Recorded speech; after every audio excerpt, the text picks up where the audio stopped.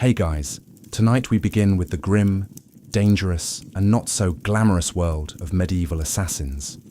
Those shadowy figures who crept through castle halls and darkened alleys to change history with a blade and a whisper. While Hollywood makes them look cool, the truth is, being a medieval assassin seriously sucked. So before you get comfortable, take a moment to like the video and subscribe, but only if you genuinely enjoy what I do here. And let me know in the comments where you're tuning in from and what time it is for you. It's always fascinating to see who's joining us from around the world. Now, dim the lights, maybe turn on a fan for that soft background hum, and let's ease into tonight's journey together. Let's be clear. No one in medieval times woke up and said, "You know what? I'd like to stab a nobleman in the throat for 12 silver coins and the honor of hiding in a barrel for 3 days." Becoming an assassin wasn't a career path. It was more like a last stop on the life went horribly wrong train. Most medieval assassins weren't mysterious loners trained in mountaintop temples. They were desperate peasants, disgraced soldiers, ex-thieves with decent aim, or people so far off society's radar they could kill a man and still not be noticed in the census. If you were well off, you didn't become an assassin, you hired one. If you had a title, land, or even a goat to your name, you were in management. But if you just escaped Data's prison, had a reputation for solving problems, and could sneak into a tavern without being seen, congratulations. Someone somewhere was about to slide a coin purse across the table and whisper a name. And that name wasn't a fun one. You weren't asked to take out Bob the Quiet Turnip Farmer. It was usually a corrupt baron, a bishop with too much gold, or someone with 12 bodyguards and a moat. The pay tempting, the job horrifying. But by the time someone considered it, they had nothing left to lose. No family, no future, and definitely no dental plan. Plus, let's not forget the absolute lack of job perks. No pension, no glory, no evenings, off. You couldn't exactly hang up a shingle that said quiet eliminations by appointment. You just had to stay quiet, move fast, and never ever tell anyone what you did for a living. Especially not loudly over ale at the inn. Oh yeah, I'm a travelling carpet seller. The stains die. So yes, nobody dreamed of being a medieval assassin. They landed there because the world chewed them up and spat them out wearing a hood and holding a rusty dagger. You weren't the hero. You weren't even the villain. You were the footnote that made everyone nervous and probably didn't live to enjoy. The coin. Let's burst the first myth wide open. Medieval assassins didn't train under candlelight in some hidden monastery with wise mentors and inspirational flute music in the background. There was no montage, no teacher, no pep talk. If you learned anything, it was by not dying the first few times you tried. Most assassins weren't trained professionals. They were desperate amateurs with a decent sense of direction and the ability to climb quietly without sneezing. If you had military experience, great.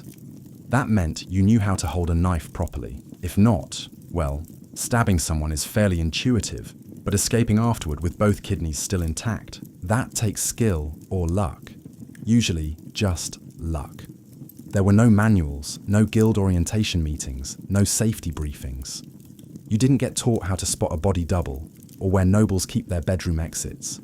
You figured it out while hanging. From a windowsill, wondering if you just crept into the servants' quarters again. Poison. That was trial and error, with heavy emphasis on error. Sometimes it worked. Sometimes your target just got mildly dizzy and more suspicious of his soup. Sometimes you drank the wrong cup. There was no medieval poison control hotline. Just hope, herbal guesswork, and a strong stomach. Sure, if you were lucky, and I mean lottery lucky, you might have picked up some skills from thieves or mercenaries. Maybe an older assassin showed you how to walk without squeaking on cobblestones.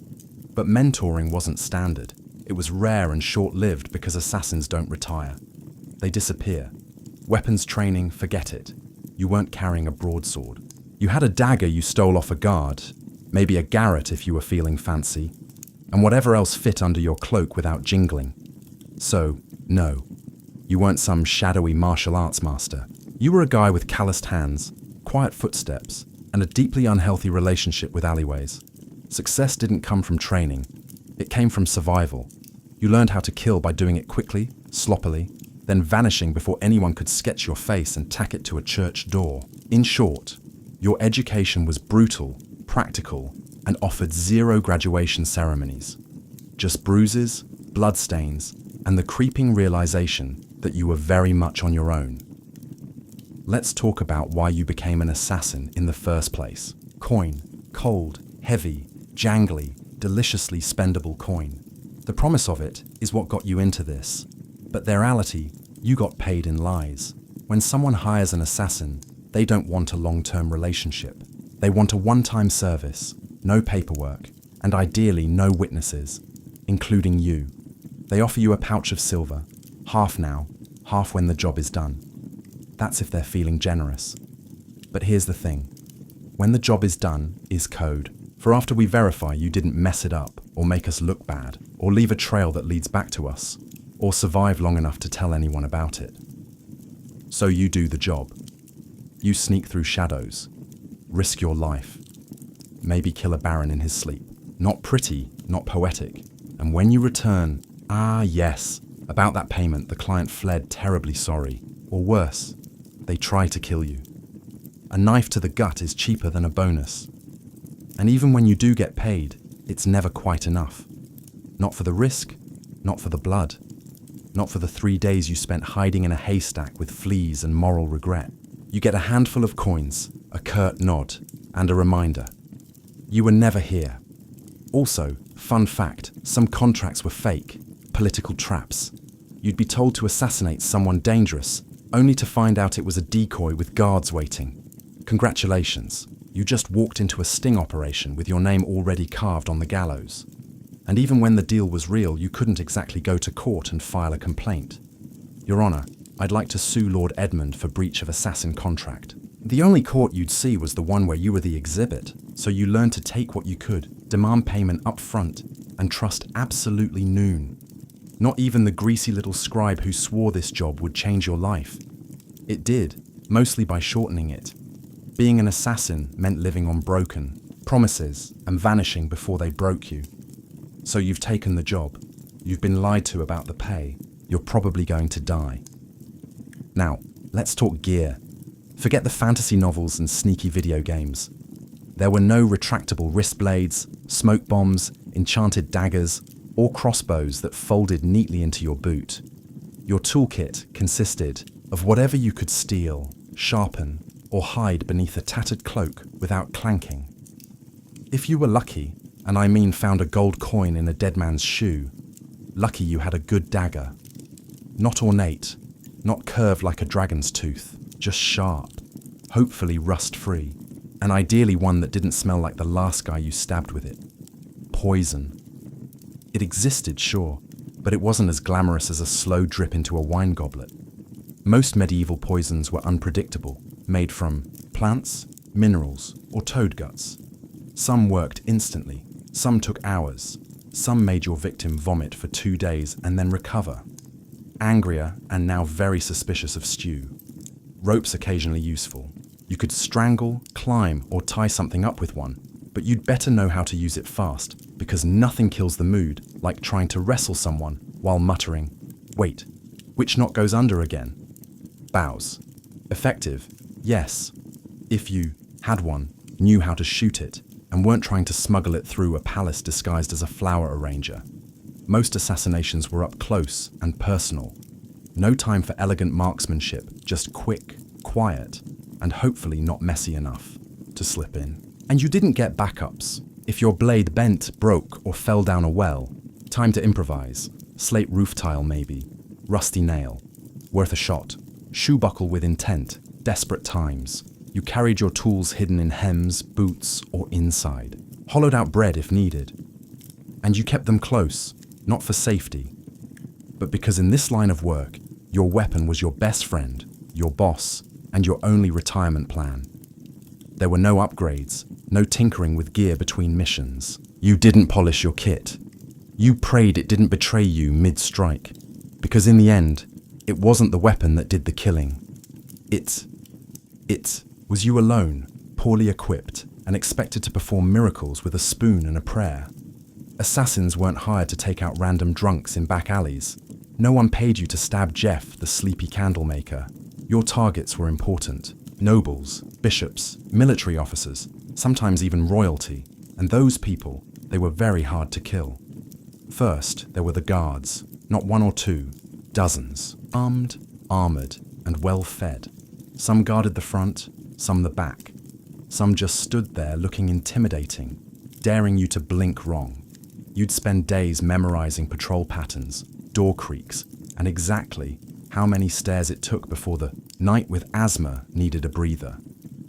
Second, there were walls. Castles didn't have front porches. They had gateous murder holes and mows full of things that bite. If you didn't fall into the water, you still had to worry about arrow slits and boiling oil. Yes, boiling oil. Your job description included may get flamed for peeking. Third, there were the servants and staff, the cooks, scribes, and stable boys. One wrong look from you, and they'd be whispering to the guard captain faster than you. Could say, "I'm just the herbalist." Assassins weren't just fighting swords. They were fighting gossip. And medieval gossip travels at light speed if it means someone gets to keep their head. And finally, your actual target, paranoid. Rightfully so. These people were surrounded by backstabbers, relatives with claims to their titles, and 36 people pretending to like them. They didn't eat without a tester. They didn't sleep without 3 locks on the door. Some even slept in decoy beds or rotated rooms like a deadly version of musical chairs. And don't get excited if you hear they're attending a feast. Yes, they'll be drunk, but so will you. And you'll still have to get past the royal guards, 3 dogs, a very alert jester, and 50 witnesses holding tankers. Even getting close to your target could take weeks. Posing as a servant, bribing a chambermaid, hiding in barrels. And when the moment finally came, you had one shot. One precise, perfect, non-squeaky, non-bloody ghost vanish in the night moment. Or you'd become the next public deterrent swinging from the castle gate with a sign that read, "Nice try." Let's be honest. When you picture a medieval assassin, you probably imagine sleek black robes, leather braces, maybe a mysterious hood billowing. In the moonlight, reality, you looked like a sick goat herder with something to hide. Disguises in the Middle Ages weren't exactly high fashion.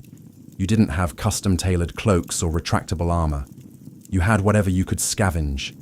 Peasant rags, a monk's, robe 2 sizes too big, or the remains of a guard uniform that definitely still smelled like its previous owner. The goal was to blend in, but blending in meant looking like everyone else who hadn't bathed in 2 weeks, limped from old injuries, and had a nervous twitch from malnutrition. You didn't look suspicious because of your cloak. You looked suspicious because you kept adjusting your belt to hide a dagger wrapped in cheesecloth. And forget masks. There were no Guy Fawkes options. Most face coverings just made you look like a leper, which was great for avoiding conversation, but terrible for entering parties.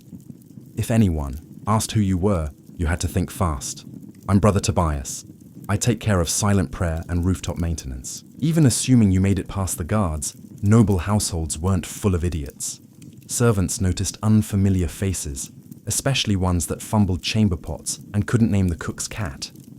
You were always one. I've never seen you before, away from being clubbed with a candlestick, and if your disguise did work, congratulations.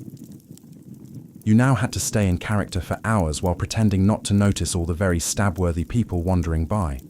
Also, wigs, they didn't exist. If you needed to look older or younger, you were stuck smearing dirt on your face, squinting, and hoping no one got close enough to notice that your beard was glued on with honey. The truth was, your disguise didn't protect you. It gave you maybe 5 minutes of confusion. After that, you had to be gone, invisible, or very, very convincing. And if anyone saw through it, well, let's just say no one wants to be the assassin caught in the bishop's laundry room wearing a nun's habit and holding a sword, especially not on a feast day. In medieval times, if you were an assassin, you didn't have a team. You didn't have a sidekick with a crossbow, a clever alchemist in a secret lair, or a handler who gave you coded scrolls and warm encouragement.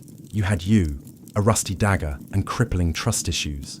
There were no guilds, at least not ones you could actually count on. And if there were whispers of a brotherhood of assassins, it was mostly tavern talk, fueled by me and boredom. You were more likely to meet a ghost than another professional killer who wanted to network.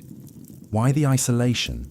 Because in your business, the fewer people who knew you existed, the longer you lived. Every contact was a risk. Every loose tongue, a potential noose. Even your client might not know your real name, and if they did, you were already planning your exit. Companionship. Laughable. Friends asked questions. Lovers noticed bruises, bloodstains, and why you always slept with a blade under the pillow. You couldn't settle down. You couldn't afford to. One mistake, one person recognizing you in a market, and your whole life turned into a sprint for the nearest sewer grate. Even fellow criminals kept their distance. Thieves and smugglers were sociable. You were that guy who makes people disappear. They feared you, or worse, saw you as a walking liability. No one wanted to share stew with someone whose occupation could attract a mob with torches. And don't expect sympathy. You couldn't tell anyone how hard it was to sleep after silently strangling a corrupt bishop. If you talked about your job, people assumed you were either lying or dangerous, and they weren't wrong. So, you kept your secrets, your scars, and your weapons to yourself. At inns, you sat in the darkest corner, back to the wall, eyes always scanning the door. You never drank too much. You never stayed more than a night. You didn't say your name unless someone paid you first. And even then, it probably wasn't your real one. Being a medieval assassin meant perfecting the art of vanishing. Not just in a crowd, but from every life you never got to have. Let's say you took the job. You planned your route. You bribed the right doorman. You disguised yourself as a very convincing chimney sweep, and then you froze. Maybe the target turned around unexpectedly. Maybe they were with their child. Maybe you got the shakes at the worst possible moment and your knife hand trembled like a terrified squirrel. Guess what? You're now dead. Because failure for a medieval assassin wasn't a slap on the wrist or a bad performance review. It was a public, painful, and wildly theatrical death, often involving ropes, fire, wheels, or sharp iron devices with names like the Bone Cracker's Delight. Missing the kill meant blowing the whole operation. Your target lived and immediately told everyone that someone tried to murder them. Suddenly, you weren't a shadow. You were a wanted man with a detailed description and probably a crude sketch tacked to every tavern wall within 30 memes. And those guards you once snuck past, now they're motivated. Sometimes it wasn't even your target you had to worry about. It was your client. If you failed, you were no longer an asset. You were a liability. Someone who could be tortured, interrogated, or worse, talk. The very people who paid you would be the first to put out a second contract on you. And there were no second chances. No. Sorry, the blade slipped. I'll try again tomorrow. You had one shot, one moment in time. And if you blew it, the best you could hope for was to die quickly before anyone found out who hired you. Failure also meant shame. The silent, humiliating kind. You didn't just fail to kill.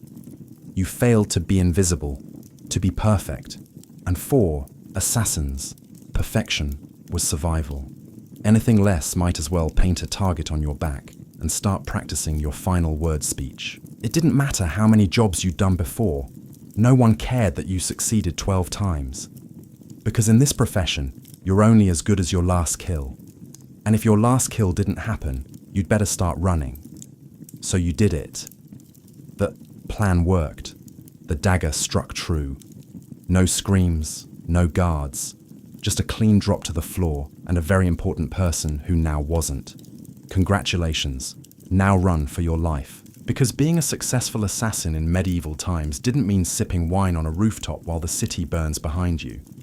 It meant fleeing through back alleys with someone's blood on your boots and a dog already sniffing your trail. There was no victory lap, no post-job drink with colleagues, no casual debrief with your client.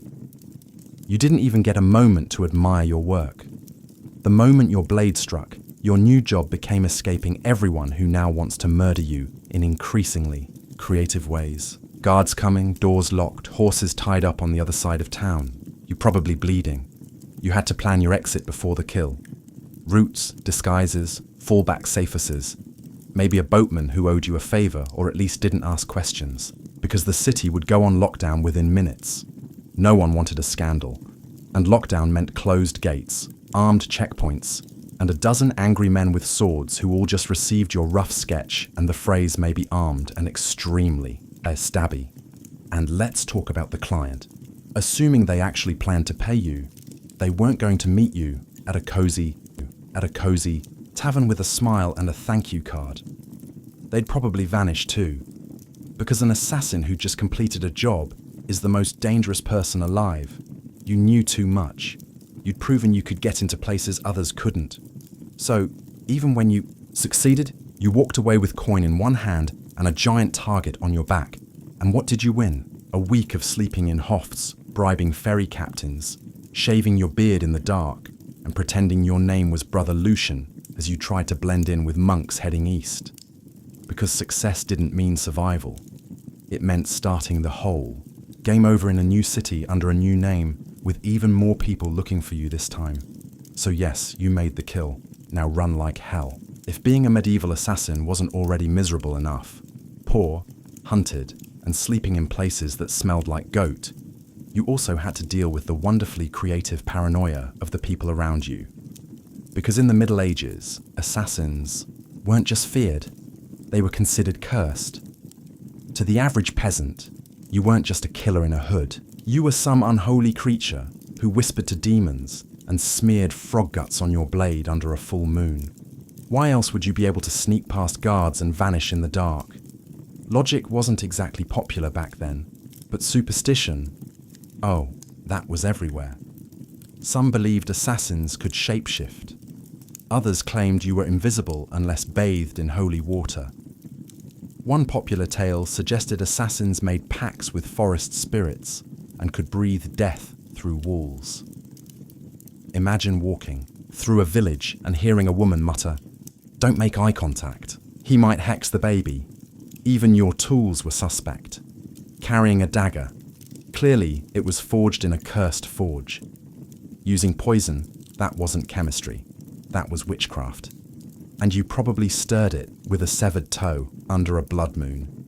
You'd think this fear might help you. After all, people avoided you, right? But the reality was worse. Superstitious mobs don't hesitate. They don't ask questions. They throw stones, set fires, and shout things like, "Burn him before he calls lightning." Your reputation made people overreact. The second someone died unexpectedly, illness, accident, choking on a chicken bone, someone would whisper, maybe it was a shadow man, maybe it was him. You could be hunted just for existing in the same village as a suspicious death. That meant you had to keep moving, always. Stay too long, and suddenly a priest is ringing a bell while 5 angry farmers hold pitchforks like they've been waiting for this moment their entire lives. And heaven help you if you were caught with anything remotely weird. Dried herbs, strange coins, or even a foreign accent. That's all it took for someone to shout sorcerer and light a torch. In a world that believed monsters wore human faces, being too quiet, too clever, or too fast made you a threat. And in medieval logic, threats had to die quickly, and preferably on fire. Ah, poison, the assassin's weapon of elegance. A quiet kill, no mess, no screaming, no steel on bone. Just a sip, a stagger, a sigh, and done. That's the theory. In practice, poisoning someone in the Middle Ages was like trying to win a bar fight with herbal tea and a bad attitude. First off, poisons weren't reliable. You didn't have access to purified cyanide or a neat little pill labelled fast-acting doom. You had plants, mushrooms, minerals, maybe the occasional toad. You had to gather, grind, and pray. And even then, it might just give the target a stomachache and a renewed commitment to his anti-acid guard team. There was no scientific measurement. You didn't dose precisely. You eyeballed it. A pinch too little, and the noble just vomits and cancels dinner. A pinch too much and you die from exposure before the first course is served. Also, medieval kitchens were chaotic. You couldn't just waltz in and season the soup with nightshade. You had to bribe or impersonate a cook, sneak in while no one was watching, or worst of all, try to poison a meal that would go through 3 tasters and a dog. Yes, a dog. And if your victim was a noble, they didn't just eat food. They treated it like a military operation. Meals were tasted, blessed, and sniffed by everyone from the steward to the jester. By the time the food hit their plate, it had passed through more security than a royal wedding. Even assuming you did it, you slipped in the poison.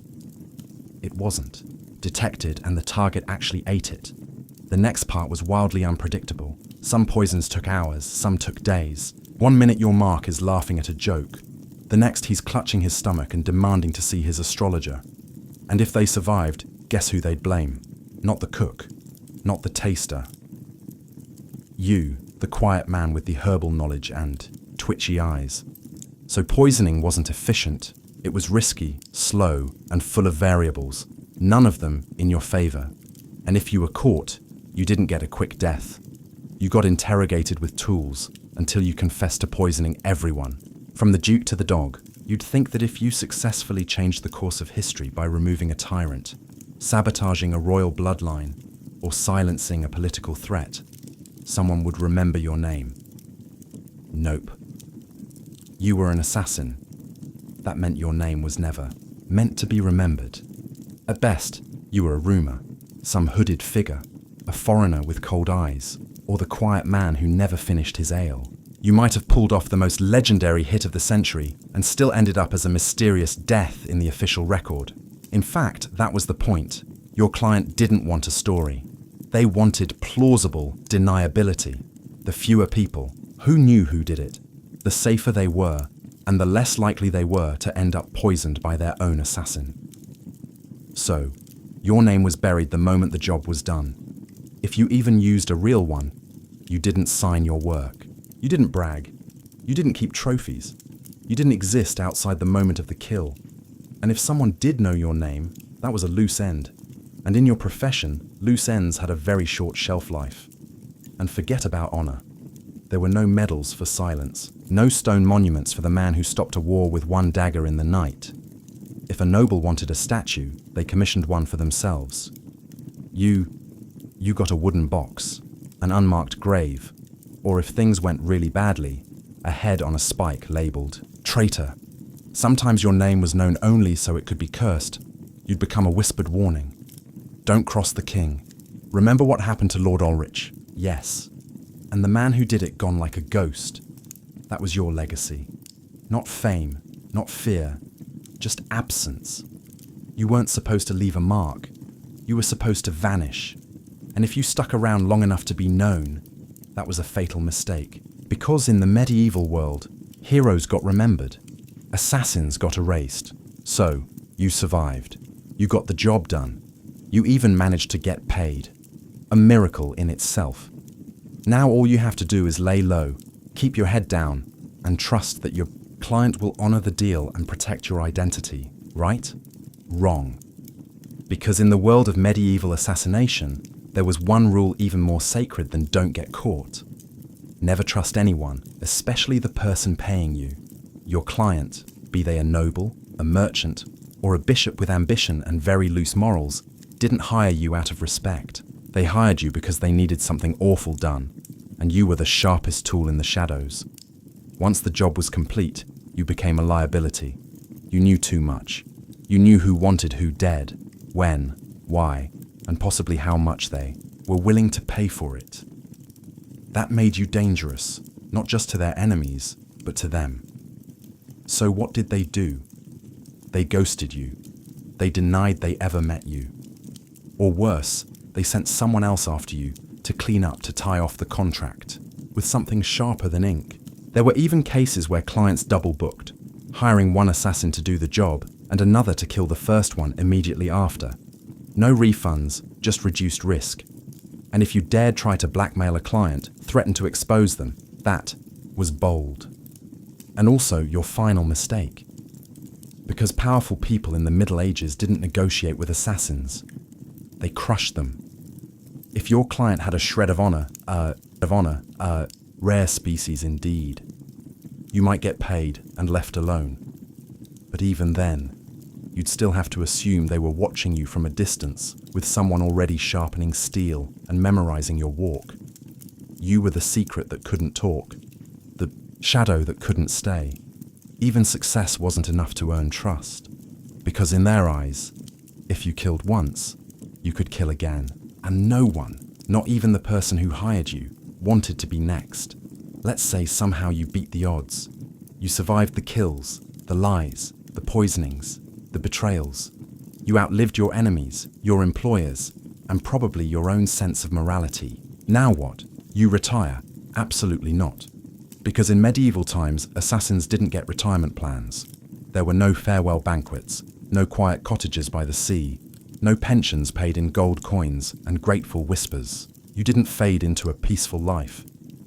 You vanished or you died, often both. The problem was simple. You were never safe. Even if you walked away from the job, your past didn't. You had too many secrets in your head, too many names in your memory, and too much blood on your hands. People didn't want you retired. They wanted you forgotten, which usually meant buried. And even if no one came after you, and that's a big if, you had to live with a constant fear that someone might, that a new assassin, young and eager to prove himself, had just received a contract for a shadowy figure who used to be someone dangerous. So, you changed your name again. You moved to a village where no one asked questions. You faked a limp, sold herbs, pretended you once worked as a guard. But even then, you didn't sleep well. You avoided crowds. You always sat facing the door. You kept your dagger under the floorboard next to the pouch of coins you never touched, because it still smelled like the man you earned it from. And you couldn't trust yourself either. Years of silent killings and quick escapes did something to your brain. Every knock on the door made you flinch. Every stranger on the road might recognize you. You stopped dreaming because dreaming was dangerous. You couldn't love. You couldn't relax. You couldn't laugh too loud. You lived like a ghost pretending to be a man. The truth was, there was no endgame for a medieval assassin. Just a slow, cold fade into obscurity. Always moving, always watching, until one day you slipped into the dark and no one noticed. And maybe that was the best you could hope for. By now, you've probably figured it out. Being a medieval assassin wasn't darkly romantic. It wasn't noble. It wasn't even all that profitable. It was a grim, thankless, short-lived career wrapped in blood-stained linen and followed by a crowd of people who wanted you dead. You wouldn't last, not a week, maybe not even a day, because you'd start with the wrong assumptions, that you'd be sleek, in control, a whisper in the dark. But what you'd really be is cold, hungry, and one bad guess away from the noose. You'd slip into town, cloak pulled tight, ready for action, only to discover that your target moved locations. The guards are drunk but trigger happy, and the stable boy you paid for information just sold you out for a mug of ale and a piece of bread. You'd freeze at the wrong time, stab the wrong guy, get spotted by someone's maid who once saw your face near the chapel, and suddenly you're not a shadow. You're the problem. Then what? You run. But you're not used to medieval terrain. The mud, the uneven cobblestones, the absolutely insane number of loose chickens in the street. You slip, fall, get tackled by a guard named Thomas who just got dumped and is looking for an outlet. And let's say you survive that. Then you deal with the aftermath. No allies, no honor, and no future. Just whispers, suspicion, and the growing realization that even if you succeed, the best you can hope for is to die old and alone, hiding behind a false name in a village that still believes in fairies. So no, you wouldn't last. And frankly, you shouldn't try, because the assassin's life wasn't cool. It was a cruel machine that chewed people up and spat out nothing but shadows. It offered power without peace and purpose without a place in the world. You didn't make history. You erased yourself from it. And the only thing waiting for you at the end was silence. A silence no one would question. because no one even remembered you were there in the first place. Before she was the feared queen of Macedonia, Olympus was known as Myrtale, a Maloyan princess from the rugged tribal lands of Epirus. Her people claimed descent from Achilles himself. And whether or not the blood of heroes truly ran in her veins, one thing was certain. This was not a woman born for the sidelines of history. From a young age, Myrtle was steeped in mystery and ritual. Her upbringing was shaped not just by politics, but by prophecy, ecstatic rites, and a reverence for the ancient gods. She wasn't the type of princess who smiled and embroidered tapestries. No, she was drawn to serpents, omens, and the frenzied ceremonies of the cult of Dionysus, where women danced barefoot in the moonlight and called upon the divine in states of trance. Her connection to the gods wasn't performative. It was personal. She didn't merely worship, she embodied. According to ancient sources, likely written by men both terrified and enthralled, she kept sacred snakes in her chambers and even allowed them to coil beside her in bed. Whether this was a literal fact or the kind of slander that powerful women attract like flies, we'll never know. But it stuck. To her allies, it made her divine.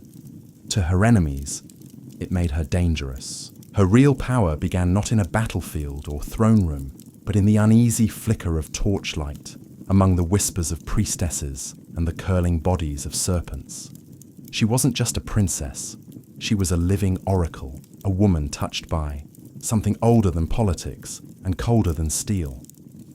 So when Philip II of Macedon, brutal, brilliant, and famously horny, arrived at the island of Samothrace for a religious initiation, he didn't just meet a beautiful princess, he met a mystery he couldn't resist. Their marriage wasn't just a political alliance. It was a collision of prophecy and power, and from the very beginning, it was full of omens. Some said lightning struck the sky on their wedding night. Others claimed Olympias dreamed of a thunderbolt entering her womb. All of it would become legend. But one thing is certain. The union of Olympias and Philip didn't just create a child. It created Alexander the Great, and she intended to shape his destiny from the very first breath. Olympia's marriage to Philip II was not the fairy tale one might expect for a queen who would one day birth an empire. From the beginning, it was a combustible mix of prophecy, pride, and paranoia. Philip, ruthless, charismatic, and already collecting wives like trophies, married Olympias around 357 BCE. She was likely just a teenager, but she wasn't naive. She saw in Philip a man whose ambition matched her own, and perhaps even a divine match for her spiritual destiny. Macedon wasn't exactly an easy kingdom to walk into. It was a land of iron and ambition where kings were killed by cousins and brothers, turned into rivals overnight. But Olympias, the priestess of Papyrus, walked in with her head held high, and eyes already on the crown. Their marriage was rocky from the start. Philip, for all his political genius, was not built for monogamy. He would go on to marry multiple women, often for alliances, always for power. But Olympias wasn't one to sit quietly in the shadows. She held her own court, maintained her own alliances, and was known to turn to oracles and rites to divine her future, and perhaps Philip's fate. Then came the birth of Alexander. Even that was wrapped in celestial drama. Legends say Olympus dreamed that a thunderbolt struck her womb, and that flames danced around her child without burning him. Philip reportedly had a vision of sealing his wife's womb with a lion.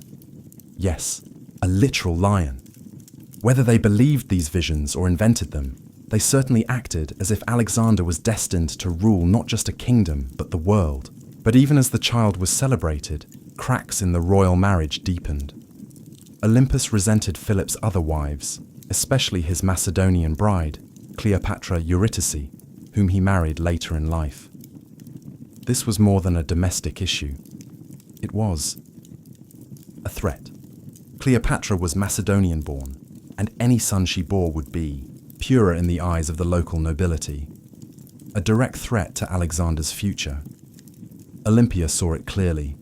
The palace wasn't just a home, it was a battlefield, and she would use every snake, dream, ritual, and whisper she had to make sure her son wasn't just remembered, but crowned. She was no longer Myrtle. She was Olympus now, and no one would take her son's throne without facing her wrath. By the time Alexander was a teenager, the Macedonian palace in Pella had become a war zone of veiled insults, political maneuvering, and bitter rivalries. Olympus wasn't just fighting for influence.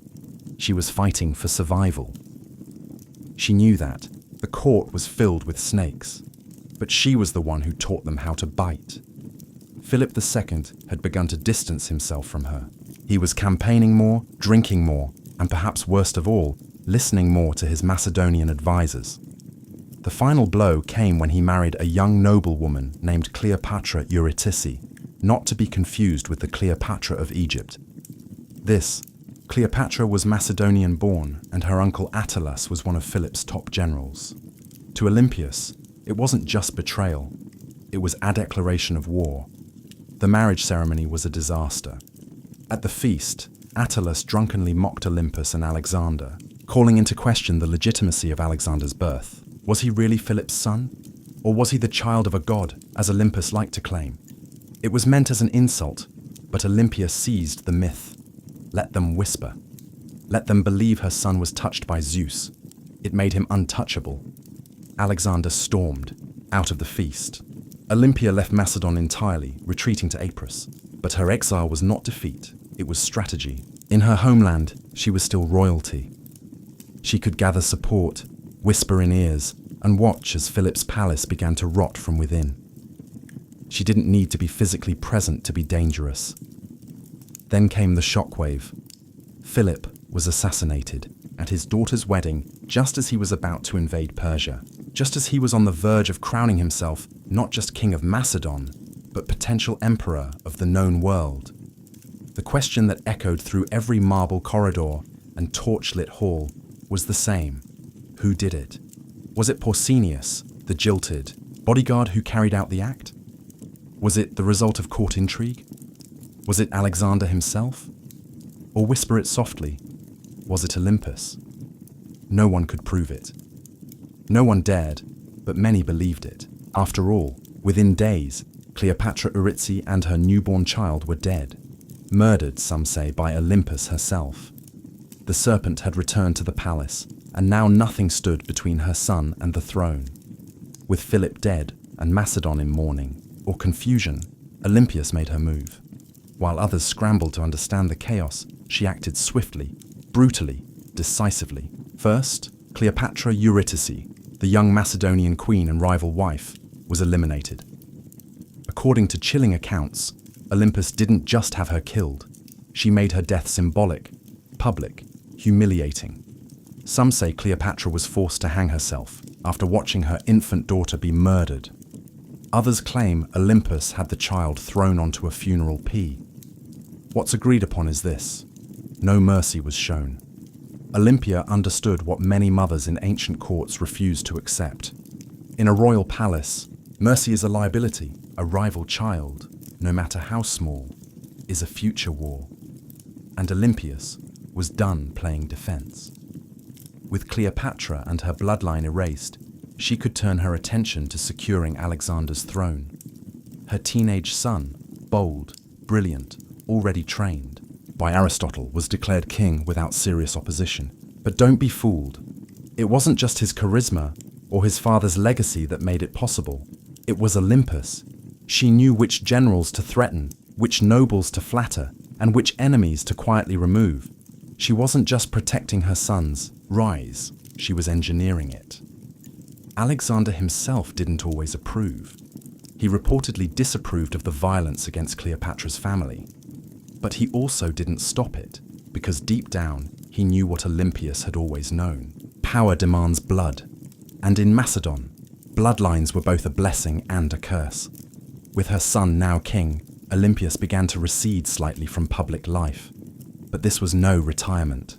She simply shifted from open strikes to whispered influence. As Alexander prepared to launch his conquest of Persia, she remained behind, not as a passive queen mother, but as the spiritual guardian of his destiny. She sent him sacred relics, consulted oracles, and performed rituals on his behalf. to Olympus. Her son's mission wasn't just military, it was divine. Alexander wasn't going to war. He was fulfilling prophecy.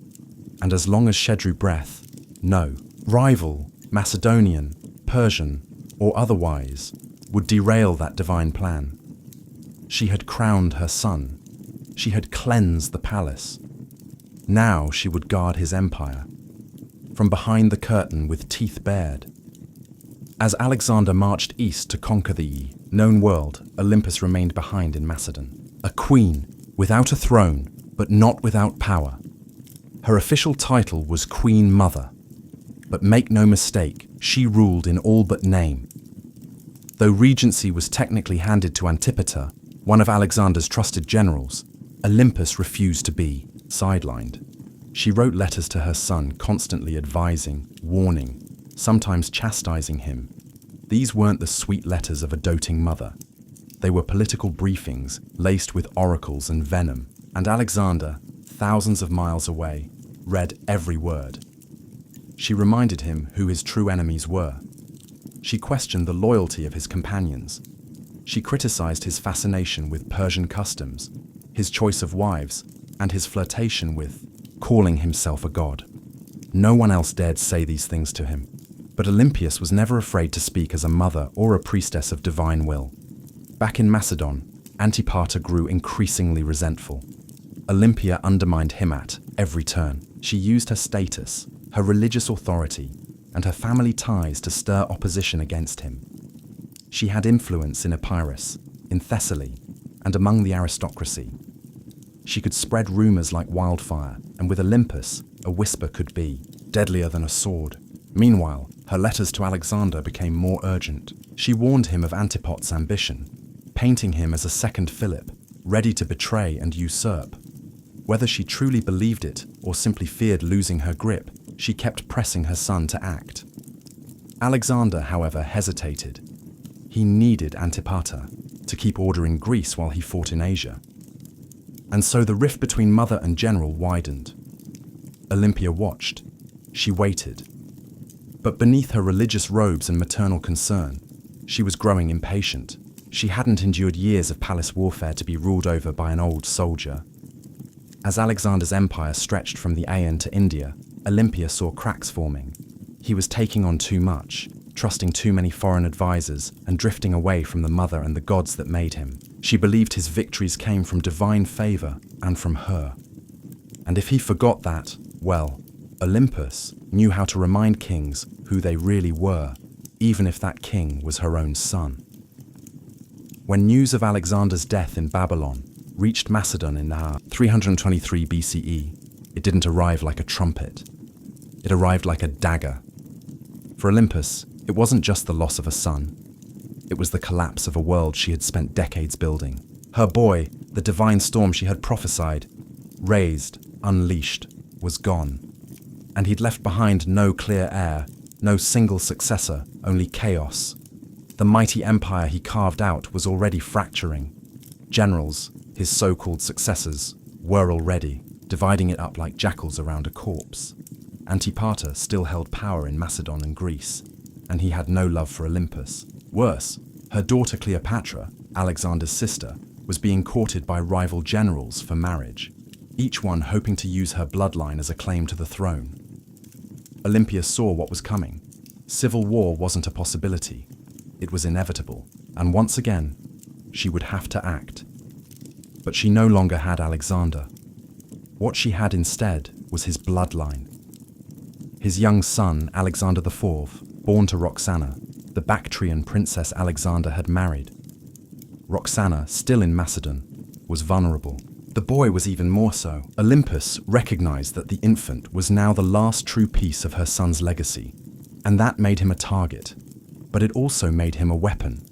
She allied herself with Roxana and the boy, determined to protect them and use the child's birthright, to stake her own claim in the political battlefield. But the tide was turning. The generals who once bowed to Alexander had no interest in kneeling to his widow or his mother. They had armies now, ambitions and grudges. Olympus didn't flinch.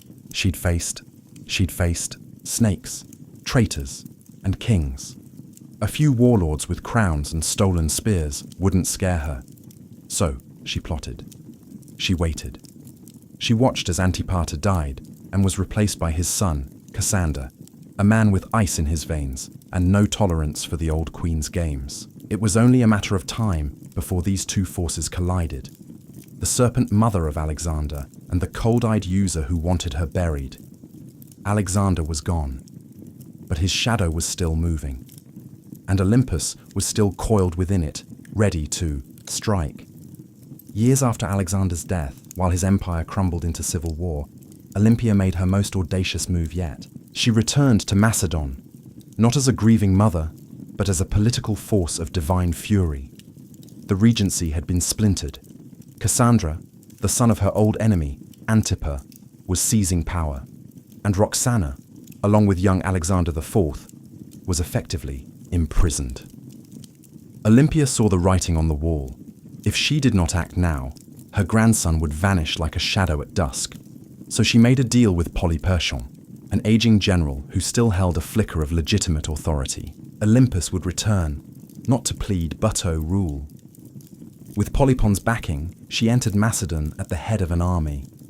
And the moment her feet touched home soil, everything changed. Towns opened their gates, soldiers defected to her side. Even some of her old enemies hesitated. Olympias, despite her age, was still a name that shook the ground. Then came her vengeance. One by one, she hunted down the loyalists of Cassander, and when she finally caught Philip III, Aradus, Alexander's mentally impaired half-brother and puppet king, she ordered his execution. According to some sources, his wife Eurydice was captured and given the opportunity to kill herself. When she refused, Olympus had her strangled. It was brutality veiled in royal protocol, and Olympus, ever theatrical, staged the scene like a goddess delivering justice. Her message was clear. Only the bloodline of Alexander had the right to rule. Everyone else was a pretender. For a brief, burning moment, Olympia held the kingdom in her grip. She had restored the dynasty. She had avenged betrayals. She had reminded Macedon what royal power looked like when wielded by a woman with nothing left to lose. But power in Macedon was like fire in dry grass, and Cassander was still out there calculating, biding his time. He returned with a vengeance. His army outnumbered hers, his resources deeper, his cruelty colder. Her allies began to abandon her. Polyperon lost influence. The tide turned. Olympus, now isolated in the fortress of Pydna, watched as her enemies closed in. She had lit the match. Macedon had burned, and now the smoke was thick, and her enemies were at the gates. Olympus, once the most feared woman in the ancient world, now found herself besieged in the coastal fortress of Pydna, alone, cut off, surrounded by the army of Cassandra, who had come to finish what his father had started. But Olympias didn't beg. She didn't plead.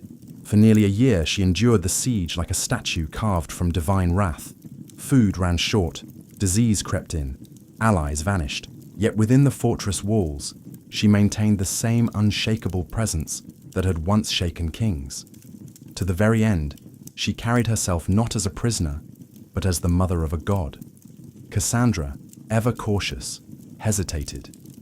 He knew killing Olympus was dangerous. Even now she carried a myth around her like armor. She was still the mother of Alexander the Great. To strike her down might seem like blasphemy. So he offered her safety. Surrender, he said, and her life would be spared. Olympia knew better. She had seen too many royal promises turn to ash. Still, hunger was no longer just a discomfort. It was death. Her garrison broke, her followers surrendered, and Olympias, unbending until the very end, was finally handed over to her enemies. Cassandra didn't kill her himself. That would have been too simple and too merciful. Instead, he turned her over to the families of those she had executed during her brief return to power. Let them decide her fate. They condemned her to death. But here's the catch. When the executioners came, no one dared strike the first blow. Olympia stood tall, regal, silent, eyes fixed on them like an oracle staring through smoke. These were Macedonians. They had grown up hearing of her rituals, her visions, her snakes. They had once cheered her son as a living god, and now here she stood, a frail old woman cloaked in myth. And not a single man had the courage to swing the sword. So Cassandra sent others, foreigners, outsiders, people who had no memory of her power, only orders to follow. And thus, Olympus was finally struck down. Not with ceremony, not with dignity, but with silence. Her death marked the end of Alexander's bloodline in any meaningful power, and with it, the final ember of an empire founded on divine ambition was snuffed out. But even in death, Olympus left behind a shadow, and history would never forget the Serpent Queen. Olympus died not on a throne, but in the dust, unarmed, abandoned, and executed by the very people she once ruled. But history is strange. It does not always favor the ones hoodie in silk sheets.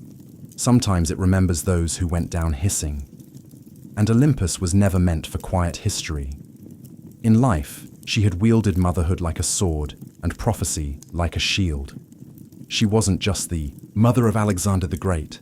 She was one of the architects of his rise. Without her, there is no myth of the divine child, no rituals whispering of thunderbolts and lions, no ruthless purging of rivals that cleared the path for a teenage king to rule the known world. Olympus didn't just give birth to an empire, she defended it with claws. Yet even among the ancient world's most ruthless dynasts, Olympia stands apart. She didn't command armies in the field like Cleopatra, or ride into battle like Boudica.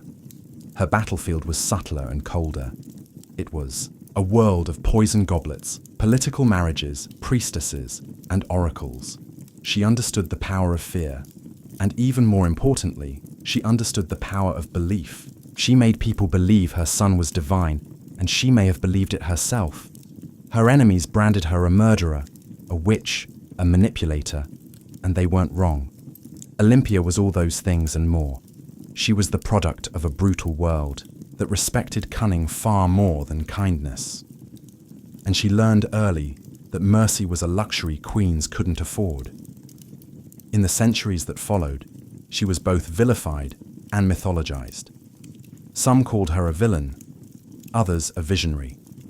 But no historian, ancient or modern, could call her irrelevant. She haunted the legacy of Alexander like a phantom, always in the background, always just behind the curtain.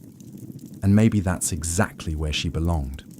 Not as a tragic mother or a footnote in a king's story, but as a story unto herself. The woman who wrapped herself in prophecy, slept beside snakes and outlived gods. Olympia's bones turned to dust long ago. But her legend endures in every tale of ruthless queens, in every whisper of blood-born destiny, in every empire built on myth. She is still there, coiled in the dark, waiting. On the sun-bleached island of Crete, just a few miles south of the modern city of Heracleion, lies a ruin that feels more like a dream than a real place. Stone corridors snake in all directions. Rooms twist and double back. Staircases lead nowhere. It's easy to lose your sense of direction even today. This place is Knossos, the heart of Minoan civilization and the supposed inspiration for one of the most enduring myths in human history, the labyrinth of the Minotaur. But before there was a legend, there was a palace unlike any other. Built around 1900 BCE and expanded over centuries, Knossos wasn't just a royal residence. It was an entire city under one roof, covering nearly 150,000 square feet.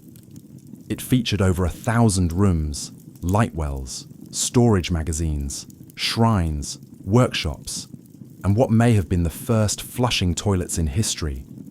It had running water, multi-story apartments, and an intricate system of air circulation. This wasn't a primitive fortress. It was an architectural masterpiece. To modern archaeologists, Knossos looks like organized chaos. To ancient visitors, it probably felt like magic. The man who brought Knossos into modern awareness was British archaeologist Arthur Evans. In the early 1900s, Evans excavated the site and quickly became convinced that this was the origin of the Greek labyrinth myth. The layout was disorienting, the architecture deeply symbolic, and everywhere he turned, he found motifs of bulls painted on walls, carved into stone, or sculpted into tiny golden charms. The bull, after all, was sacred to the Minoans. Evans even went so far as to name the civilization after the mythic king Minos. Whether Minos was real or not, his legend became inseparable from the ruins. But here's the twist. No one's found. A literal labyrinth. No underground maze, no prison chambers, no half-man monster. What we have instead is something far more mysterious. A city designed in loops, wings, and layers, deliberately difficult to navigate. And the deeper you go, the more the lines between history and mythology blur. So the question remains, was the Minotaur born from these walls, or was the palace itself the monster? Nose may not give up its answers easily, but it's very good at making us ask the right questions. The myth is as famous as the ruin, a monstrous half-man, half-bull, trapped in a labyrinth so complex that no one who entered ever found their way out. Only Theseus, the Athenian hero, managed to kill the beast and escape thanks to a ball of thread and the cunning of Princess Ariadne. But where did this story come from, and why a labyrinth? The earliest versions of the myth speak of King Minos, the powerful ruler of Crete, who demanded tribute from Athens in the form of 7 boys and 7 girls each year. These unfortunate souls were fed to the Minotaur, a creature born from divine punishment and shame. The Minotaur, locked in an underground maze, symbolized the dark underbelly of power, something savage hidden behind grandeur. To ancient Greeks, Crete had long been a land of wealth, mystery, and fear. Its seafaring people, the Minoans, were seen as both elegant and alien. Their rituals involved bulloping, their artwork depicted strange gods, and their palaces were unlike anything on the mainland. To a visiting Greek from 1000 BCE, Nos might have felt like another world. The bull itself was sacred in Minoan culture. Frescoes show young men and women vaulting over charging bulls in ritual displays. Horns of consecration, stylized bull horns, appear on rooftops and altars. Combine this with a palace that feels like a maze, and the ingredients for a legend begin to stir. But what if the Minotaur wasn't just a monster? What if it was a metaphor? Some scholars believe the tale reflects a memory of Cretan dominance over the Aegean, a time when Athens truly did pay tribute to stronger, stranger power. The labyrinth could symbolize the political entrapment of weaker states, and the Minotaur, the raw, terrifying force behind Minoan rule. Others argue it's more psychological, the labyrinth as the unconscious mind, the Minotaur as our hidden urges, and Theseus, the hero walking bravely into the darkness guided only by the thread of memory. Still, the myth remains tangled with Nos. The palace is the closest thing we've ever found to a real labyrinth. No monster, no Ariadne, but perhaps something deeper. Not just a myth echoing through history, but a history that was asking to become myth. Long before Athens raised its marble temples or Sparta sharpened its spears, there was the Minoan civilization, one of the earliest advanced societies in Europe. They ruled not through conquest, but through trade, art, and what seems like an almost supernatural command of architecture. At the heart of their power stood Knossos, a palace that wasn't just a seat of royalty. It was a hub of culture, ritual, and economy. The Minoans flourished from around 2600 to 400 BCE. Based on Crete, they developed a sprawling trade network that reached Egypt, Mesopotamia, the Levant, and even the distant shores of Spain. Their ships cut through the Mediterranean like silent arrows, fing pottery, saffron, bronze, and luxury goods. They didn't build vast armies. They built relationships, and that more than weapons made them rich. What's most striking about Minoan culture is how different it was from their later Greek successors. Their artwork celebrated nature, animals, and flowing human movement, not war or divine punishment. Frescoes show dancers, dolphins, and athletes vaulting over bulls. Even their goddesses are different. Powerful bare-breasted figures, often holding snakes, symbols of fertility, transformation, or protection. At the center of it all was Konos, not a fortress on a hill, but a complex in a fertile valley. It had no massive defensive walls, suggesting the Minoans either felt secure on their island or projected enough power to make defense unnecessary. Their confidence was architectural. Multi-story buildings, colonnaded courtyards, and advanced plumbing systems hinted at a society far ahead of its time. And yet, for all their sophistication, the Minoans left behind no deciphered written records. Their primary script, Linear A, remains unreadable to this day. We don't know what they called themselves. We don't know what their kings believed, what prayers they spoke, or what truly happened behind the walls of Nos. All we have are their ruins, their art, and their influence, absorbed later by the Mycenaeans and echoed in Greek myths. The Minoans were not just builders of palaces, they were architects of mystery. And Nos wasn't merely a building. It was the beating heart of a civilization that shimmered for a moment like sunlight on the Aegean and then vanished. But some say their echo still wanders the maze. To walk through Knossos is to walk through time. Layered, confusing, beautiful time. It's not just the scale that overwhelms you, it's the design. Rooms lead to rooms, corridors split and vanish, light wells cut through the heart of the building, stairs spiral into shadows or emerge suddenly into sunlit courtyards. Nothing moves in a straight line. It's not hard to see why ancient visitors might have whispered labyrinth. Kossos wasn't just a palace, it was a living organism, spanning an estimated 150,000 square eft. The complex contained over 1,000 chambers, some tiny, some grand. These weren't randomly placed rooms. They were purpose-built workshops, storage spaces, shrines, apartments, and throne rooms, all arranged around a large central courtyard that may have hosted public ceremonies or bulling rituals. The palace was built on multiple levels up to 4 or 5 stories tall, in places using natural slopes and artificial terraces. To navigate it without getting lost, you'd need memory, instinct, or a thread like Theseus. And yet, this apparent chaos hides a remarkable intelligence. The Minoans mastered passive ventilation, cooling rooms through air shafts and open stairwells. They funneled rainwater through clay pipes and had toilets that flushed long before Rome made it fashionable. One of the most iconic areas is the so-called throne room, named for the alabaster chair built into the wall flanked by benches. Around it a fresco of griffins, mythical guardians. Was this the seat of a priest-king? A goddess's chamber? A sacred court? No one knows for certain. And the walls, they speak in color. Vibrant fresco show dolphins swimming above bathtubs. Women in elegant flounced skirts with bare chests. Youths leaping bulls mid-air. The art wasn't just decoration, it was identity. Fluid, natural, deeply connected to earth and sea. Still, the deeper you go, the more Nos begins to disorient. Some parts seem intentionally complex, like they were designed to confuse. Maybe that's the root of the labyrinth legend.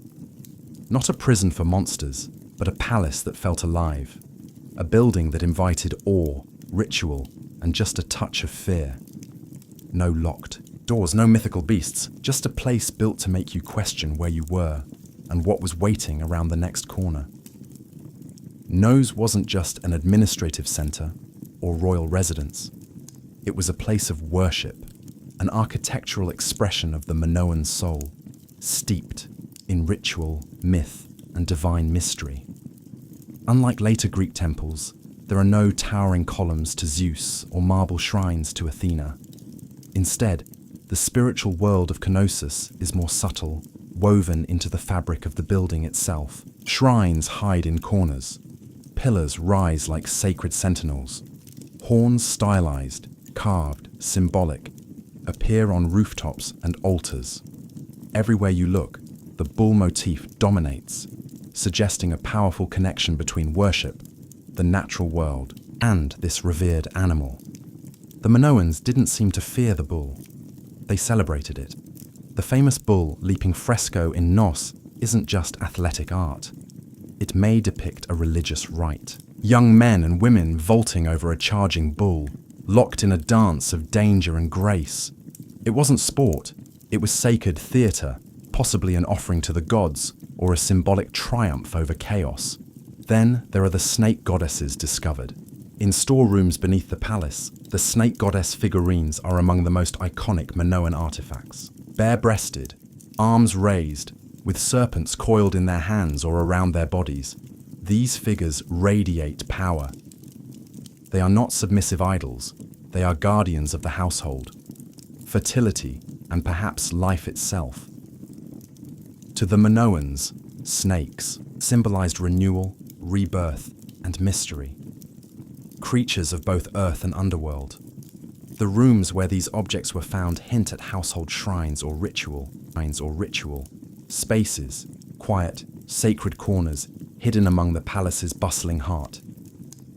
Combined with the fresco, the horns, the altars, and the labyrinthine corridors, the entire complex begins to feel like a ritual machine, a structure built not just for living, but for connecting with the divine. There is no centralized temple at Nos, because the palace itself was a temple. Its layout, art, and design were all part of a spiritual worldview where boundaries between sacred and secular didn't exist. This was a place where myth was architecture, where a corridor could become a passage to the gods, and where every echo in the stone chambers may have once been a whispered prayer. Nos didn't just house people, it housed gods. For centuries, Nos stood as a beacon of prosperity, innovation, and cultural sophistication. But then something happened. Something sudden, something no one can fully explain. By around 1400 BCE, the palace was abandoned, the fresco left to fade, and the Minoan civilization that once ruled the seas had vanished like mist over the Iron. So what happened? Theories abound. Some point to nature. Around 1600 BCE, the site, volcanic island of Thera, modern-day Santorini, erupted in one of the largest explosions in human history. The blast was so massive, it likely caused tsunamis that battered Sit's northern coast, devastating ports and farmland. Ash clouds may have blocked the sun, choking crops and disrupting the climate. While Knossos wasn't immediately destroyed, the aftermath of the eruption may have shaken the foundations economically, politically, and spiritually. Others look to war.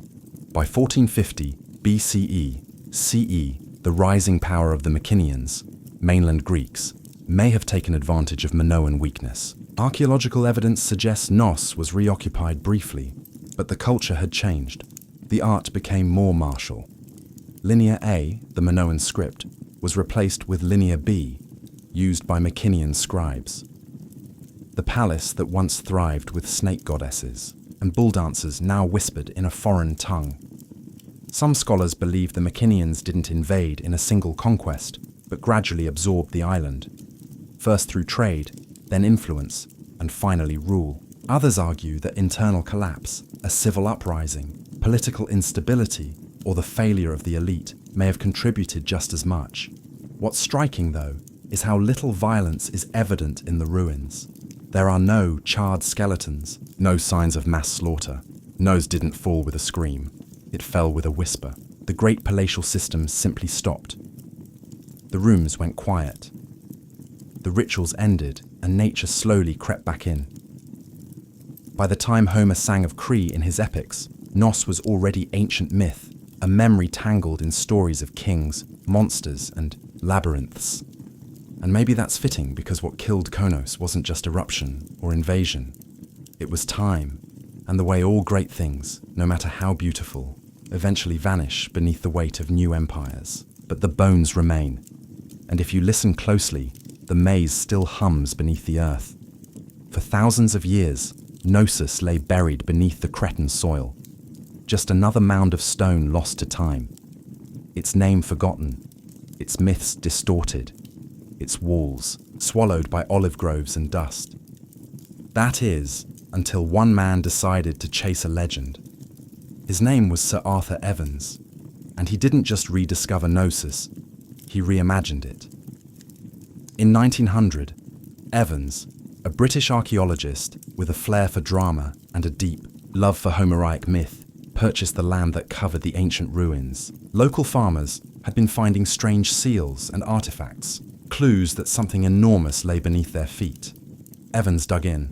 What he found would change the history of the Iron forever. He uncovered a palace so vast, so complex, and so advanced that he was convinced this was the mythical home of King Minos. The fresco, the horns, the sheer architectural strangeness of the site, it all pointed in his mind to one thing: the labyrinth. Evans wasn't just an archaeologist, he was a storyteller and sometimes a controversial one. He named the people who built Konos the Manoans after Minos. He interpreted symbols, reconstructed, fresco, and restored parts of the palace using reinforced concrete, a move that has drawn both praise and criticism. Some call it visionary, others call it vandalism, because what you see today at Knossos is partly ancient ruin and partly Edwardian imagination. Still, Evans did what no one else had dared. He brought Knossos back to life. He gave Europe a glimpse into a Bronze Age world far older than classical Greece, a civilization of art, mystery, and maritime elegance. He also unearthed the still undeciphered Linear A script, opening new questions about language, literacy, and the limits of our historical understanding. But Evans did more than excavate stone. He resurrected a myth and forced historians to reckon with the fact that behind the legend of the labyrinth was something real, something complex, something very human. A palace that felt like a maze, a civilization that slipped into shadow, and a man who peeled back the earth only to discover a story far stranger and more beautiful than he had imagined. Knossos had slept for 3,000 years. Evans rang the bell that woke it up. Walk through Knossos and you're not just walking through architecture. You're walking through a language of symbols. Fresco, carvings, patterns, they're everywhere. But the Manoans didn't leave us a Rosetta Stone. Their primary script, Linear A, remains undeciphered. So instead of reading their thoughts, we must see them painted across plaster, carved into walls, and hidden in patterns. What exactly were they trying to say?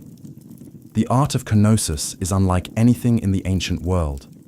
There's no obsession with warfare, no rows of kings or battle-hardened heroes.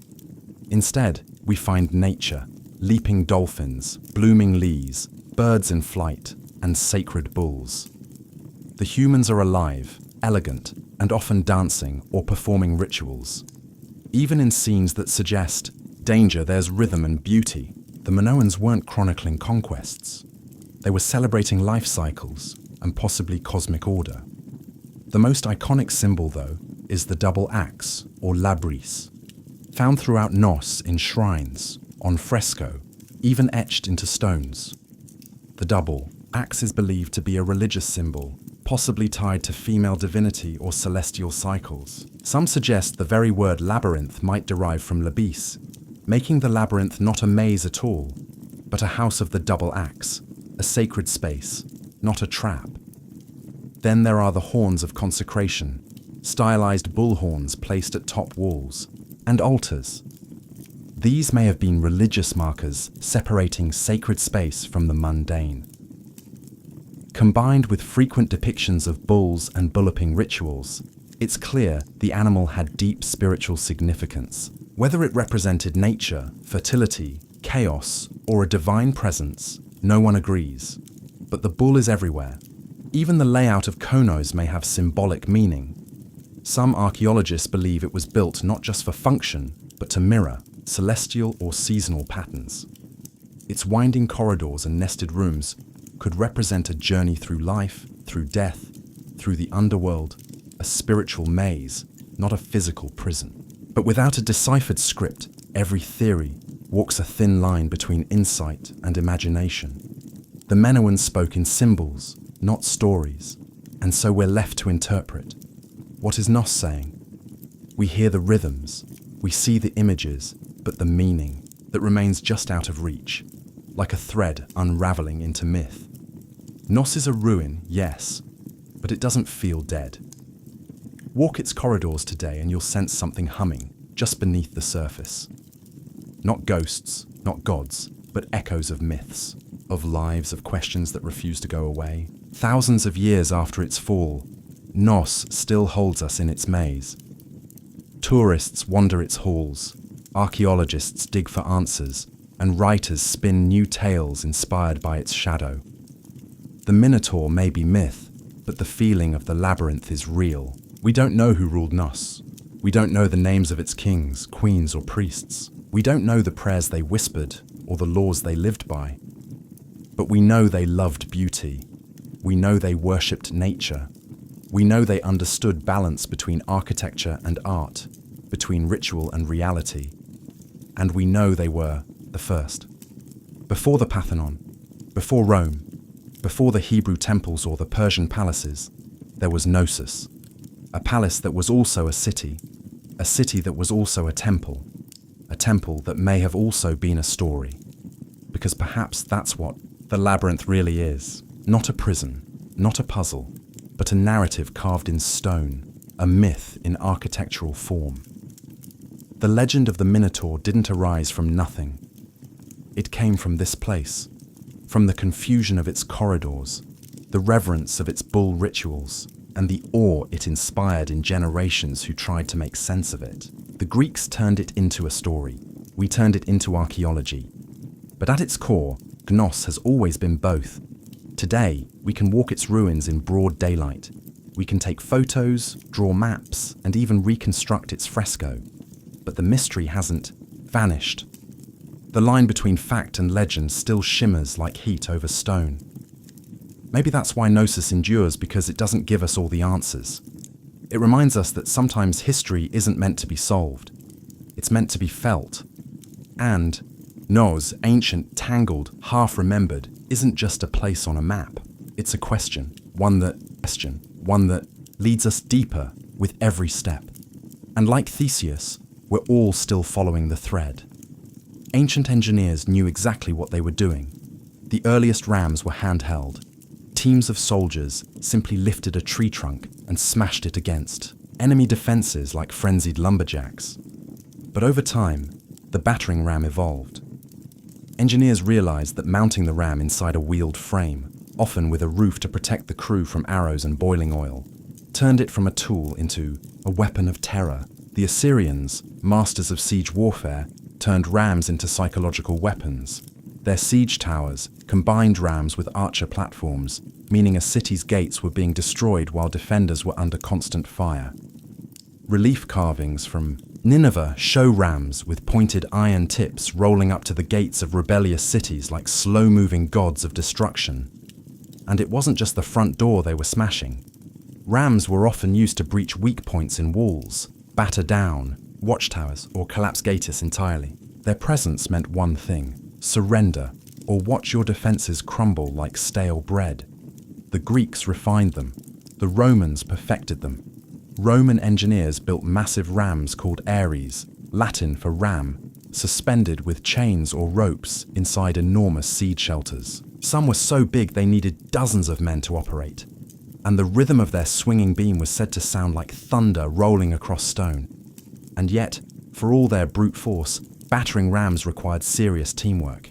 Operators had to keep the ram swinging in sync while also defending it from burning missiles, stones, and all manner of foul substances hurled from above. A stalled ram was a dead ram.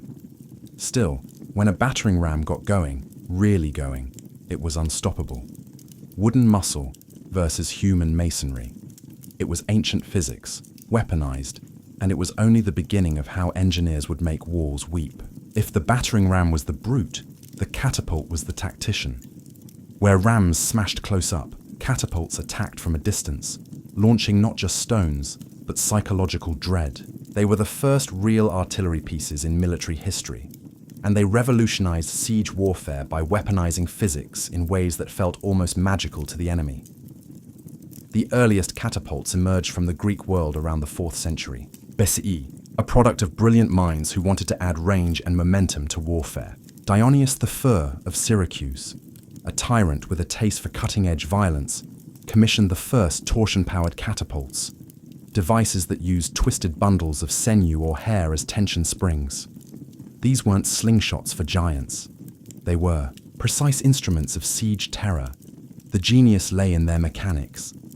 Engineers figured out that by twisting ropes tightly, often made from animal sinew, they could store enormous amounts of potential energy. When released, this force could hurl stones, javelins, or even flaming projectiles hundreds of meters. The two main types evolved quickly: the ballista, which launched massive bolts like a giant crossbow, and the stone-throwing catapult, which lobbed boulders over walls or directly at fortifications. Then came the Roman engineers, who never met a Greek idea they couldn't improve. They built catapults that could be broken down, packed onto carts, and reassembled on site. Portable siege. Engines for professional armies. Some Roman catapults could fire 60 labi stones at incredible speeds, capable of tearing through wooden gates, battlements, and occasionally unlucky soldiers. Catapults weren't just about destruction, they were about spectacle. Ancient generals used them to send messages, sometimes literally. Corpses were launched over walls to spread disease and fear. Severed heads were lobbed into besieged cities to shatter morale. In one chilling case, diseased bodies were fired into enemy territory as an early form of biological warfare. But catapults had their flaws. They were heavy, required skilled crews, and could be rendered useless by bad terrain.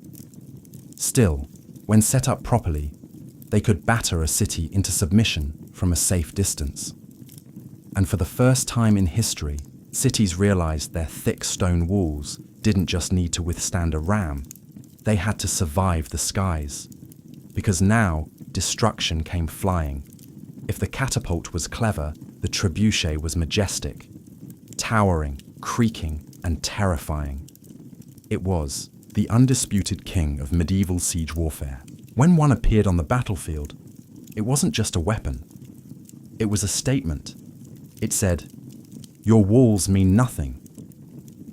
Unlike its tension-powered cousins, the trebuchet relied on gravity. At its core was a simple principle: a long, swinging arm, mounted on a sturdy frame with a heavy counterweight on one end and a sling on the other. Raise the weight, let it drop, and the arm would whip around, flinging the sling and its deadly payload in a high arc over enemy defenses.